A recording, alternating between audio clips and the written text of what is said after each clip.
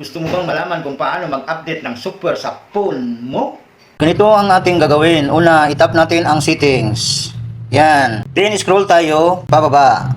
At itap natin ang system. Then, hanapin din natin ang system update. Itap natin ito. At ngayon, ito na ang lumabas. Hi OS V12.6.0. At ang sunod natin gagawin ay itap natin ang system update. Yan. At ngayon, ito na ang lumabas. Your system is up to date. Android version 13. Android security, update February 5, 2025. Last successful, check for update 3:08 PM. Itap natin ulit ito. Check for update.